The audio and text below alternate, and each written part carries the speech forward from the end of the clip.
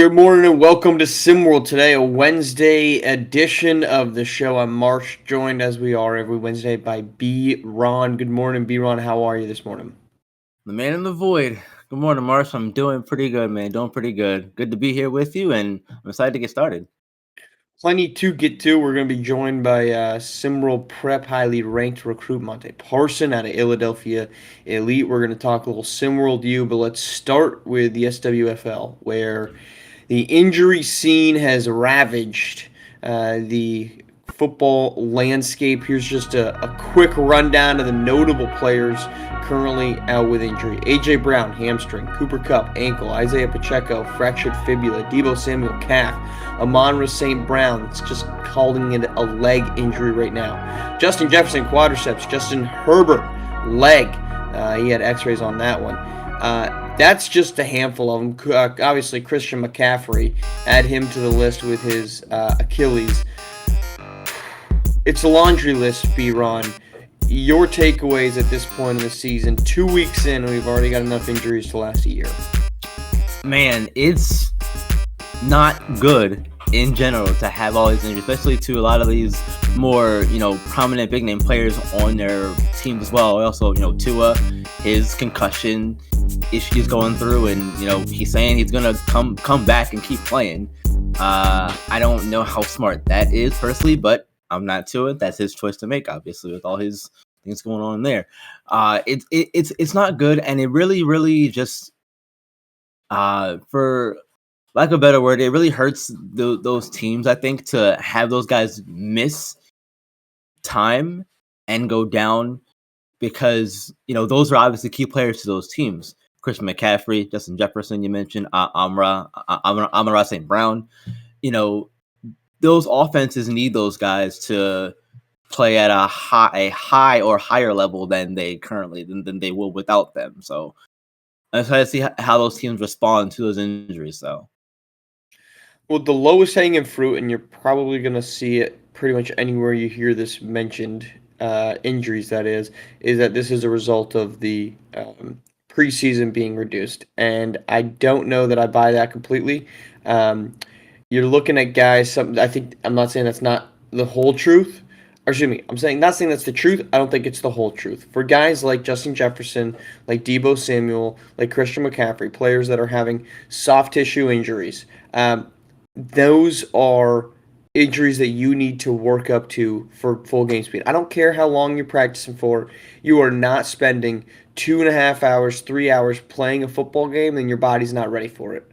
You need to have in-game, live game reps in order for the body to get adjusted to it. And the current approach by SWFL teams is we're just going to sit everybody for the preseason so that we can get ready, which means the first 3 weeks to 4 weeks of the regular season are essentially the preseason.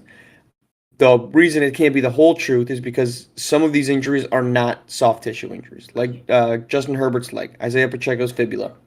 These are injuries that you're going to just have occur throughout the course of a SWFL season. So is it disappointing? It sure is, and I think you can attribute some of this uptick in injuries to the fact that we have essentially given way to a non-existent SWFL preseason in favor of trying to stuff more regular season games in for higher revenue. I think you can put some of it on that too, but I mean, you could also look on the other side of it and say, yes, we're not playing as many preseason games, but we're playing one more regular season game. So I mean, either way you look at it, I mean, there's more games in there. So the more games, No, it's still the same number of games. It used to be 16-4, it's 17-3. 16. Okay, yeah. Okay, but so if that's the case, then Marsh, if it is still the same amount of games, then somebody could say, why? What's the difference? That makes sense. What's the real difference? Nobody's playing in the preseason. Nobody plays in the preseason. They play one possession. If you watch Hard Knocks or if you watch a preseason game, for that matter, so I don't watch preseason games because it's a joke. Right. Nobody plays. Yeah. They play one possession. Say, hey, if it's going well, we'll play another. That doesn't get anybody ready. Doing that in wind sprints on a freaking grass field, either undercover or maybe in the rain if you're the Chicago Bears, does nothing. Again, I'm not saying this is the whole cause for these injuries, But the fact that we think that preseason is not valuable because people don't show up into a stadium to watch it is idiotic, at the least. I as much as I'm also not a fan of the preseason march, I'd rather see them play another game. Too, I'd rather see them play 4 games just because 4 is a nice number games. I feel like to play. But yeah, if it comes down to money at the end of the day for these teams, we've talked about that plenty of times too. With the added with the 17 games that the schedule that they went to, if they make more money from the regular season games, why not play one extra game but still have the same amount against every team? I don't agree with it either, but we're here anyway, so. Let's go to prediction time. Let's move to SimWorld U, where season is still a little less than a month away. But no better time now to look at the 4 teams that you think are going to make the quad. So B-Ron, sitting here today, we're understanding no games have been played. It'll be tough to pull it off. 4 teams, you're picking a quad. Who's it going to be? 4 teams, I have Miami, Kentucky, Kansas, and UCLA. Okay, so 4 teams already in the top 25, or excuse me, already in the top 4. Yes. And, well, don't just give us some names. Let's hear I wasn't sure you were doing the get there with I want to hear yours. Yeah. So for Miami, I really think that because they're returning a lot of their main core from last season. And with the added additions of Kevon Jackson and Richard Henderson, I think that their offense is still going to be explosive. It's going to be so tough to stop, and that's going to put them in probably something to get back to the quad. Kentucky, obviously, Jameson Johnson, Glory Tate, a lot of those guys are returning from last season as well. And I feel like when you have a lot of pieces that return, and really all these teams have the same kind of formula. They have a few returning key players from last season who've gotten better over the course of the season. I think that really bodes well for your chances of getting back to the quad and getting that chance to play in for the Hoops Area National Championship. I think that these teams all have those returning players. Madison Miles, third for Kansas, Jalen Snow, J.J. Ortega for UCLA. And I think that with that extra year under their belts and the talent that they've added too, you look at, again, Kevon Jackson, Richard Henderson, Charles Pinkard, Nas Hall for Kansas, Kentucky. They've added, Soto, who's injured, I know, Adonis Knight, a few other guys. I think that there's a good mix of both young talent and returning talent that's going to get them there. They're all in the top 4. But if we're talking about teams that can make the final 4 stages of a tournament, why not have it be teams already in that top 4, top 5, top 10, whatever it might be, top 25, whatever it might be. All right, I mean, any team you take right now, the top 10, I think makes sense. But here we go. My 4 are going to be Duke, Kentucky, Alabama, and Gonzaga. Here's why. Miami, to your point, that's going to be an easy one to pick. Defending champions. We get caught up so much in defending champions, and I don't think we do a great job at looking at historical context. More often than not, champions don't repeat. That's why so many people were impressed last season that UConn made it back to the national championship game. So while Miami enters as the number 1 team, they enter with a great roster and they added talent. And I'm not saying they can't win it. I'm saying if I'm picking something and I'm putting my name on something, Miami I'm not going to pick just because history tells us teams don't repeat. History tells us teams do not get back to the mountaintop 1 year after getting there before. It would have been super easy to pick Beast of the East last year in SimWorld Prep. They didn't repeat. It's very hard to do. That's why I'm not going to take Miami. But I am going to take Cooper Flag. I agree with your Kentucky pick. This team might be the deepest in college basketball. It certainly has the best 2-man combination in college basketball between Glory Tate and Jameson Johnson. They had an exceptional run last season. I don't think it's a stretch to say that they could get back to where they were a year ago. Alabama, I'm rolling the dice, but I'm a big believer in DJ Childs, and this was a basketball team that made a deep run a season ago. This is a team that I think you can probably make the case. You're making a very similar case for a lot of other teams, okay? You're Alabama, you can make this case for Maryland. You can make this case for Illinois. You can make this case for Villanova. But I'm going to take Alabama because I think DJ Childs, outside of Cooper King Cross, is the best of the bunch. He had a deep run last season, so I'm going to take Alabama. And then the last one, Gonzaga. It's a very similar approach. I think they're a deep basketball team. They've got Caden Shipp, who can be a number one type of guy. You add in Damian Luffy, which I think is a nice addition to this group. That's not to say the teams above them can't win. Obviously, they can. You could go through each of these and point to why they could, why they couldn't. But with those four, that's what I'm liking.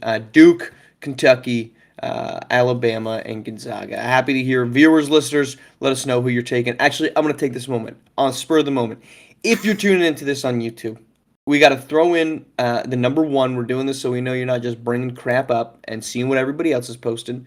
So you got to put the number one and then put in your four teams. Actually, let's make it relevant. Put in four and put in your four teams. Number four, your four teams. Who you got in the quad? All right, now we're gonna bring in a guest.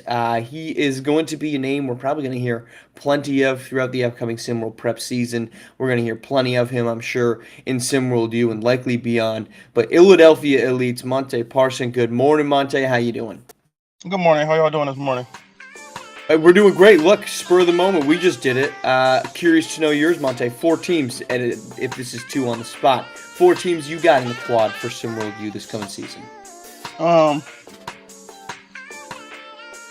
answer is gonna be biased, so I probably don't want mine. I'm guaranteeing Ohio State's in there. Let me guess. Am I correct Ohio in that? State, we gonna get that out the way. Ohio State. All right. I'm rolling with Rutgers. Nobody go pick Temple, but them all for my boys. That's why I said they biased. And then I like Duke. Cooper Flag gonna be nice. Temple with a deep run. All right, look, I love that. I love that group. Monte, we appreciate you taking the time to come on. You mentioned you're a little biased for Ohio State. You have soft committed there. Let's see if we'll get anything out of you. Anything changed on that front? Or are you still anticipating being a Buckeye at the end of the season? I got another season after this, but after Sure, thank you. As of right now, at this moment, Ohio State. Okay, I'm all in. And what drew you to Ohio State? I want to play for the home state. That's my home. I left for high school, so I'm going back home for college. That's what my thinking. That's fair. Not a bad mindset, I don't think, to have. Speaking of high school and SimWorld prep and everything like that, you're entering your second season in SimWorld prep, and with you bursting on the scene last season with your age 15, entering your second season now, are you feeling the pressure now? And if so, how are you handling it?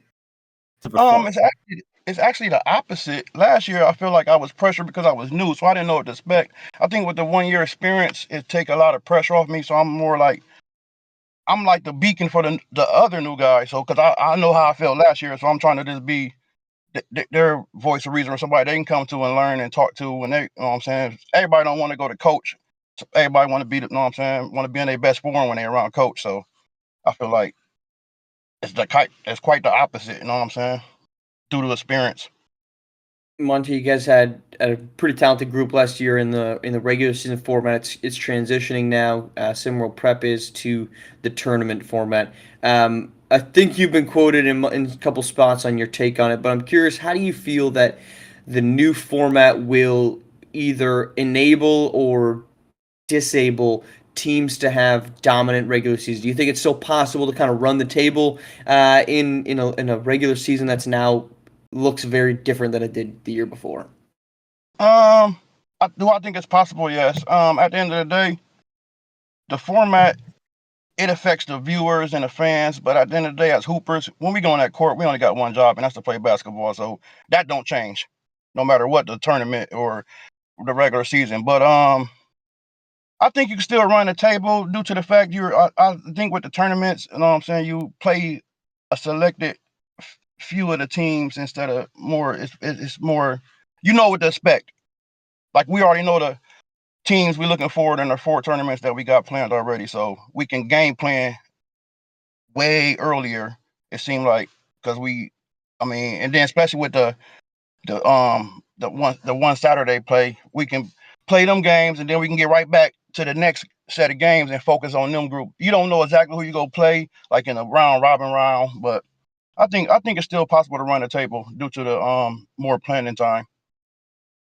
That makes sense. Okay. All right. So, I scroll on social media as you do sometimes. I happen to see that you and Gabe Pope got into a little bit of a verbal spat yesterday.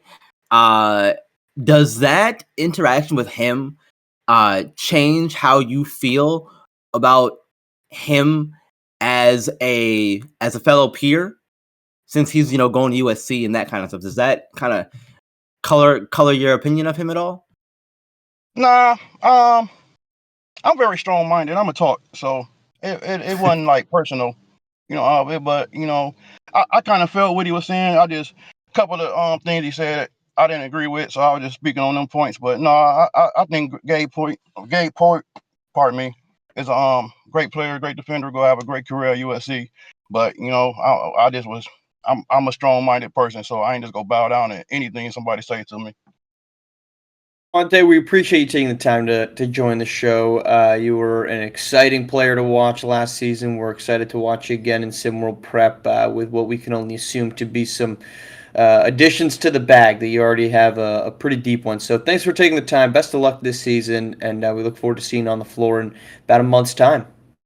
I appreciate y'all having me this morning. All right, that is our show. We will be back tomorrow morning to keep things rolling. Thank you to B-Ron. Thank you to Monte for coming on to this show. We'll check with you Thursday morning on SimWorld Today on SimWorld TV, the only place you can see the game, be the game.